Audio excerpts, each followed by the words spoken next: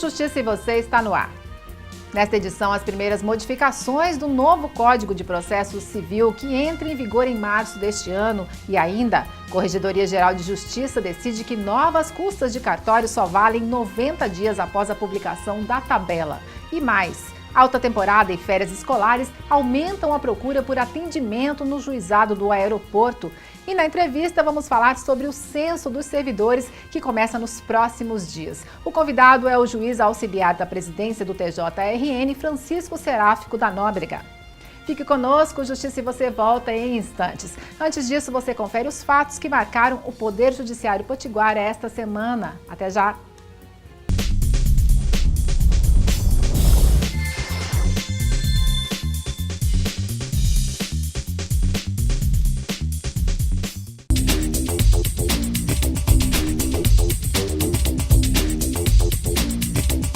Uma equipe interinstitucional formada por juízes, promotores e representantes da Fundação Estadual da Criança e do Adolescente realizou uma visita técnica ao Centro Educacional Pitimbu, em Parnamirim, região metropolitana de Natal.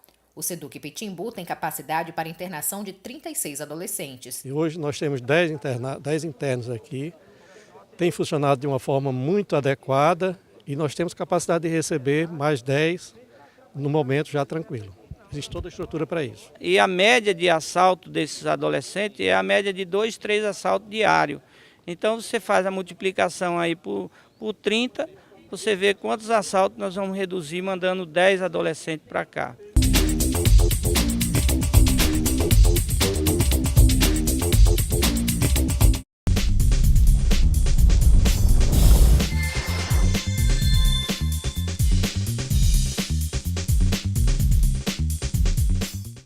Faltando poucos meses para entrar em vigor, o novo Código de Processo Civil recebeu as primeiras alterações. A proposta, analisada pelo Congresso Nacional, modifica 13 artigos.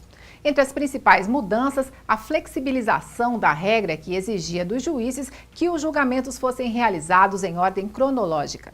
Entre as principais mudanças no novo CPC está uma que é relacionada à ordem cronológica de julgamento dos processos. Na nova redação, o termo obrigatória foi substituído pela palavra preferencialmente. Havia dois problemas, na verdade. Primeiro, porque o próprio Código previa já uma quantidade de exceções, não se sabia se aquelas exceções contemplavam todas as situações que, de fato, merecem uma atenção diferenciada. E segundo, a forma de controle, né?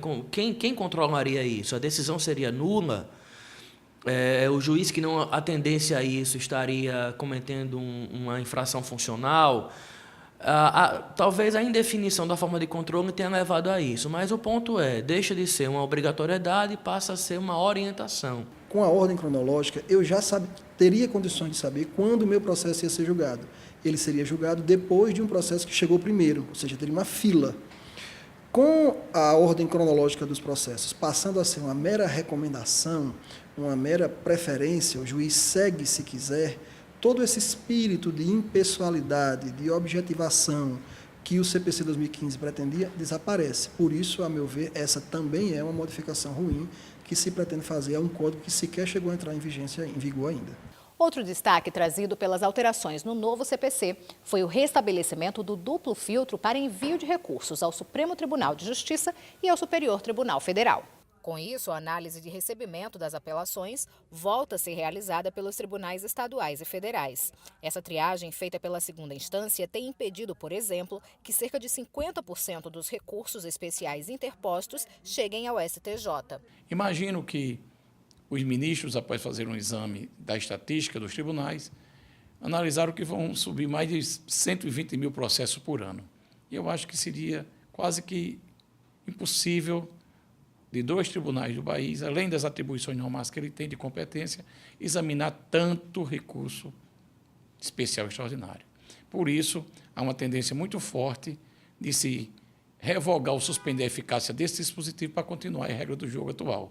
Ou seja, os recursos serão analisados, o juiz da admissibilidade, nos tribunais de justiça ou nos tribunais regionais federais. A meu ver, essa modificação ela é negativa, por quê?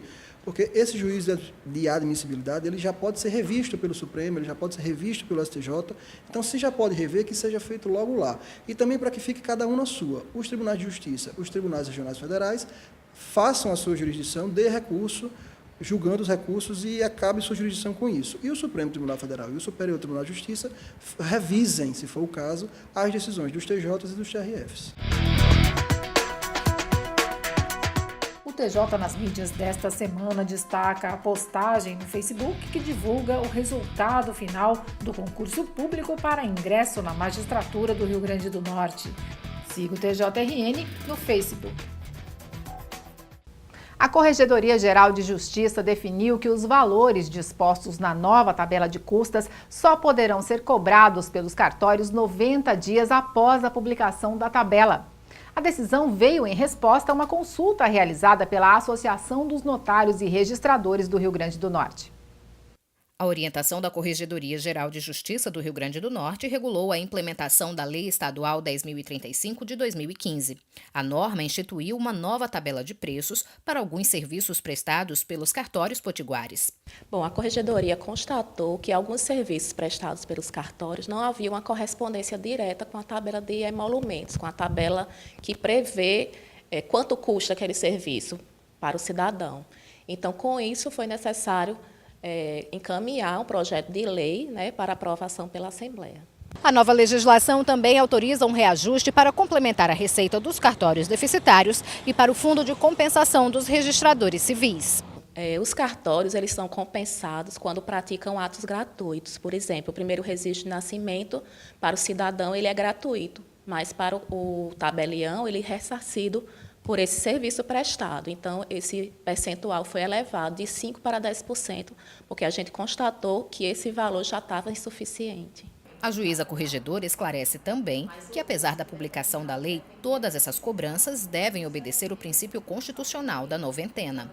Bom, a lei foi publicada em 31 de dezembro, com entrada em vigor a partir de 1º de janeiro de 2016. Mas, como a cobrança desse serviço exige um período para entrar em eficácia essa lei, então é necessário se aguardar por 90 dias para que os cartórios possam aplicar esses novos valores.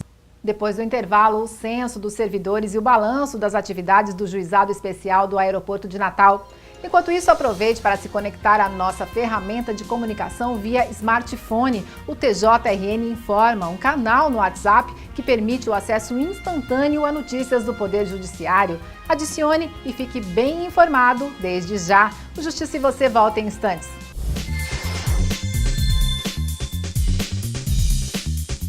O Juizado Especial, instalado no Aeroporto Internacional Aloysio Alves, em São Gonçalo do Amarante, divulgou o balanço parcial das atividades.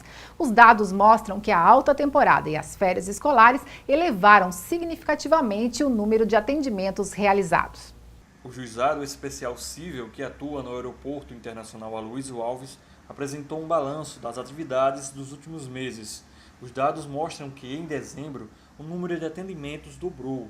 O incremento se deve principalmente à alta temporada e à ampliação no número de voos e, consequentemente, de visitantes que chegam ao Rio Grande do Norte nesse período. Nós tivemos uma média de 130 atendimentos, envolvendo o próprio consumidor, como também os atendimentos voltados para criança e juventude, infância e juventude.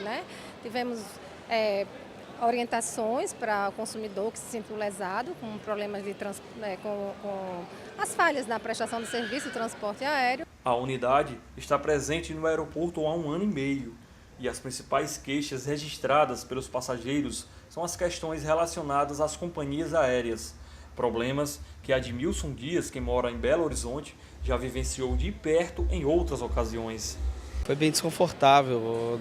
Eu já tive problemas de voo de Belo Horizonte para Porto Seguro. Nós tivemos um desconforto muito grande devido à situação de ter greve naquele aeroporto. Foi nacional, se não me engano, a greve. Caso de chuva, nós ficamos 10 horas no aeroporto sem ter uma mínima assistência das empresas. Nem parecer das empresas, simplesmente falavam que era para a gente aguardar. Segundo a coordenação da unidade jurídica, na grande maioria dos casos registrados no aeroporto de São Gonçalo do Amarante, ocorre a conciliação entre o usuário e a companhia aérea. Se houver pertinência realmente naquele fato, né? Nós convocamos o preposto e tentamos instalar, naquele mesmo momento, uma audiência de conciliação. E aí é investigado aquele fato e é proposta um acordo, ou uma obrigação de fazer, ou uma obrigação de pagar, para celebrar uma conciliação naquele mesmo momento. E aí, se o consumidor aceitar, né, a gente redige um termo e aquela obrigação ela é cumprida como no máximo 20 dias. Algumas pessoas não têm tanto esclarecimento assim, às vezes viajam pela primeira vez e é importante ter esse apoio no próprio local, né, onde está acontecendo o problema. O juizado do aeroporto também trabalha na verificação de documentos de crianças e adolescentes e na expedição de alvarás para que menores de idade possam viajar desacompanhados. O trabalho também cresceu no final do ano devido principalmente às férias escolares. Um bebê que viajou de Goiás aqui para Natal com sua mãe de carro, né? E ele só tinha uma declaração de nascido vivo e não tinha ainda a documentação, a certidão. E a gente orientou que ele pedisse ao pai que tinha ficado lá para providenciar a sua documentação com certa urgência, encaminhar para o nosso e-mail, né? E aqui a gente certificava, né, a veracidade daquela certidão, assim como também uma criancinha de 6 meses para viajar com uma mãe adolescente de 17 anos, né, que ela também é menor, então ela teve embarque preterido e a gente teve que recorrer aos juízes para autorizar a viagem dessa criança com a sua mãe de 17 anos. Então, todos os dias chegam novos casos aqui no juizado. Neste mês de fevereiro, o Tribunal de Justiça do Rio Grande do Norte inicia o Censo dos Servidores. Sobre esse assunto, eu converso agora com o juiz auxiliar da presidência, Francisco Seráfico da Nóbrega. Doutor Seráfico, seja bem-vindo. Muito obrigado e estamos aqui para abordar sobre o censo previdenciário que também afetará o cadastro do Tribunal de Justiça do Rio Grande do Norte. O censo se destina a todos os servidores do Estado? Todos os servidores da ativa, os pensionistas e também aqueles aposentados que estão na base de dados do Tribunal de Justiça. Os que estão dispensados de fazer serão os estagiários, os bolsistas, os servidores exclusivamente comissionados e também os servidores temporários. E qual é o objetivo principal desse censo? Com base no Ministério da Previdência Social, nós estamos buscando a atualização de nossos dados cadastrais para facilitar a interação entre todos os setores do tribunal, evitando inclusive possibilidade de fraude. E como é que o servidor pode fazer para se informar sobre essa recontagem? Iremos fazer uma publicidade em nossa página e através de um hot site específico, tjrn.jus.br/censo, o servidor, o magistrado, ele poderá fazer a marcação da sua data, a data em que ele comparecerá a um dos postos de atendimento, levando toda a sua documentação e aí fará o censo. E com esse censo nós iremos atualizar algo que tinha acontecido em 2012, portanto há praticamente 14 anos. Essa documentação ela varia caso a caso, não é? A documentação varia caso a caso, como certidão de casamento ou nascimento, CPF, número de PIS e PASEP que está constando do seu contra-cheque, os 3 últimos comprovantes de residência dos últimos 90 dias e vários outros que estarão à disposição do servidor na nossa página do Tribunal de Justiça do Rio Grande do Norte. É muito importante, então, consultar o site, né? Já que o censo atinge todos os servidores ativos e inativos, inclusive pensionistas.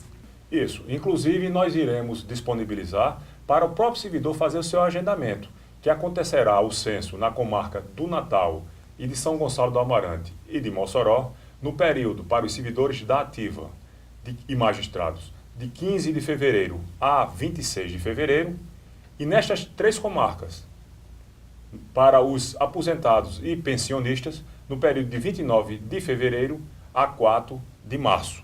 Cada um deverá procurar, através da internet, fazer a data que é mais adequada dentro destes prazos, e nós atenderemos em 3 postos nessas 3 comarcas, no Tribunal de Justiça, aqui em Natal, no Fórum da Comarca do Natal e no Fórum da Comarca de Mossoró. Em alguns casos, os servidores eles vão ter que ir a outro município para poder fazer esse... Com relação às outras 62 comarcas, o local de atendimento será o mesmo do Poder Executivo, ou central do cidadão ou posto de atendimento para aqueles que vão realizar o censo. Mas o agendamento, a marcação que é feita pelo servidor ou magistrado, deverá ser realizada através do site do Tribunal de Justiça, que está aparecendo na tela, e facilitará, pois nós teremos uma estrutura suficiente para atender a todos sem demora.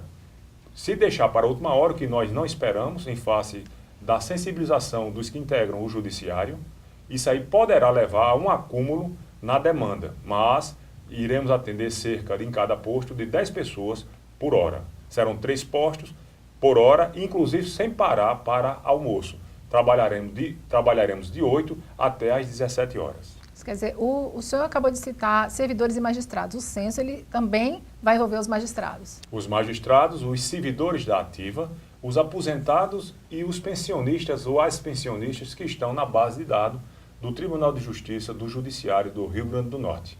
Isso facilitará e evitará a fraude que poderia ser cometida através da utilização de documentos que não estão atualizados. E no caso dos magistrados, o procedimento é o mesmo? Basicamente o mesmo, e como estamos com uma carência de magistrado, ele buscará o atendimento, fazendo a sua marcação também, e de acordo com a sua necessidade poderá ser realizada na comarca que se encontra. Só para a gente finalizar então, reforçar as datas, né? Em Natal, Mossoró e São Gonçalo do Amarante, estaremos trabalhando de 15 a 26 de fevereiro com os servidores e magistrados da ativa. Nestas 3 comarcas, teremos para os servidores aposentados e pensionistas, que estão na base de dados do Tribunal de Justiça, do dia 29 de fevereiro a 4 de março. Nas 62 outras comarcas, nós iremos atender em postos do Poder Executivo, Central do Cidadão ou posto de atendimento, de 15 de fevereiro a 11 de março. Doutor Seráfico, muito obrigada pela sua presença. Esperamos que tenhamos o bom senso de fazermos logo o censo, atendendo a uma determinação do Ministério da Previdência Social, e qualquer dúvida será esclarecida através do 3616-6200. E o Justiça e Você está de volta na próxima semana. Acompanhe as principais notícias do Poder Judiciário no site do TJRN ou pelas redes sociais. Assista aos programas, comente e deixe sugestões de temas que sejam do seu interesse. Obrigada pela audiência.